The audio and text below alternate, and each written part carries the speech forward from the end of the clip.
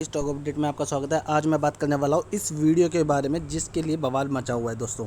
ठीक है, आप देख सकते हैं ये आईटीसी बनेगा दूसरा येस बैंक। आप लोग पहली बात तो दोस्तों कि आप पूरा वीडियो देखते नहीं हैं, उससे पहले ही अपना ची सारी कमेंट्स देने शुरू कर देते हैं। अरे आप लोगों को जब पूरी तरीके से नहीं समझ में आया कि उसमें कहा गया है और उसमें क्या चीज़ बताई गई है, तो उससे पहले आप अपने कमेंट की शुरू कर देते। कम से कम पूरा वीडियो देखिए ना, उसके अंदर क्या कहा गया है ध्यान से सुना करिए।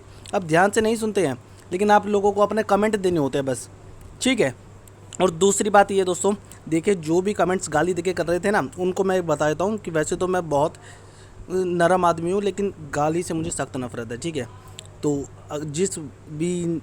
जिसने भी गाली में कमेंट लिखा है वो अपने आप समझ जाइए, नहीं तो मैं गाली देने में ऐसा हूँ कि आपकी पुस्तकें तक हिल जाएंगी। ठीक है, तो सीधा मुद्दे की बात करते हैं।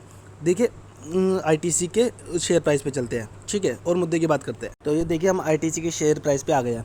पहली बात कि मैंने आप लोगों को ये कब कहा कि आईटीसी का मार्केट कैप छोटा है। ठीक है, मैं आपकी सारी बातों से एग्री हूँ। मैंने कहा कि आईटीसी निफ्टी 50 का शेयर है।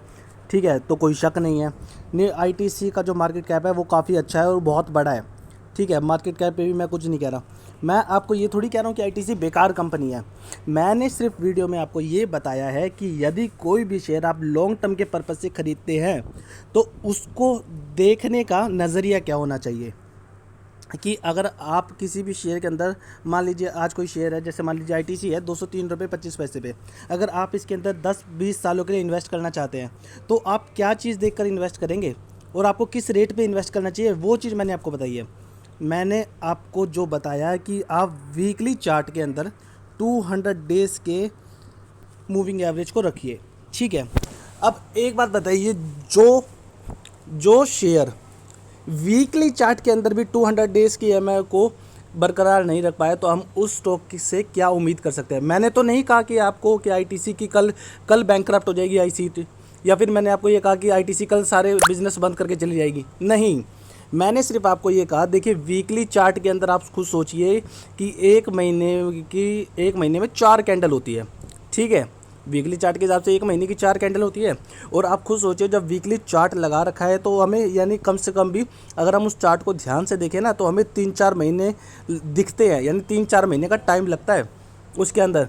ठीक है, अगर आप चार्ट को ध्यान से देखेंगे तो यानी एक एक कैंडल करके 3-4 महीने गुजर जाते हैं उस स्टॉक को नीचे आने में या ऊपर जाने में।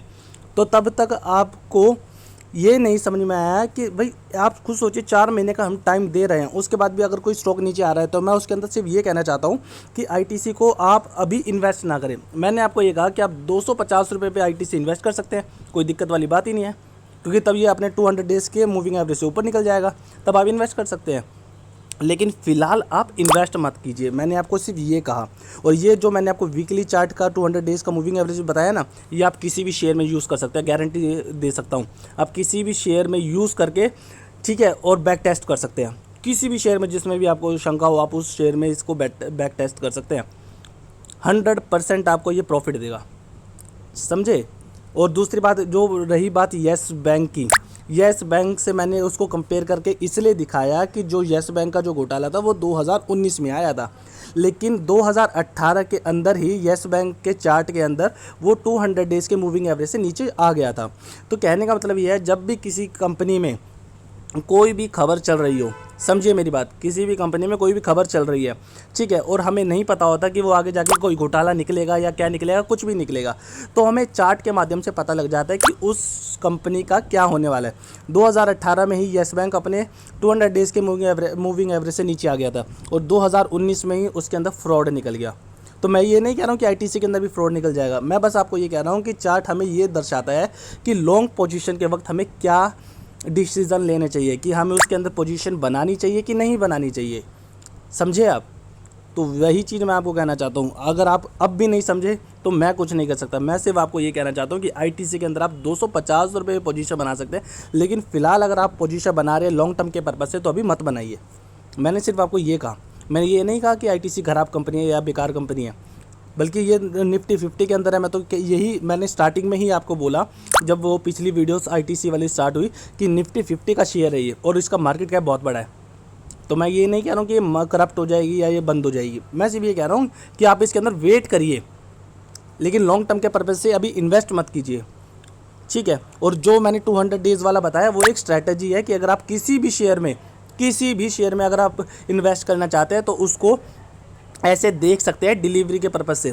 आप वीकली चार्ट लगा के 200 डेज़ के मूविंग एवरेज से उसे देख सकते हैं लॉन्ग टर्म के पर्पज़ से। अगर आपको वो 200 डेज़ के नीचे लगता है तो आप उसके अंदर इन्वेस्ट मत करिए। अगर वो 200 डेज़ के ऊपर चल रहा है तो आप इन्वेस्ट कर सकते हैं लॉन्ग टर्म पर्पज़ के लिए, 10-20 सालों के लिए। मैंने सिर्फ आपको ये कहा, समझे। तो आज की वीडियो में बस इतना ही। बात करूँगा नेक्स्ट वीडियो में नेक्स्ट अपडेट के साथ। वीडियो अगर अच्छी लगे तो लाइक शेयर कमेंट जरूर कीजिएगा और चैनल को सब्सक्राइब करना ना भूलिएगा। ऐसी जेन्युइन इन्फॉर्मेशन पाने के लिए हमारे चैनल को जरूर सब्सक्राइब करिए। Thank you.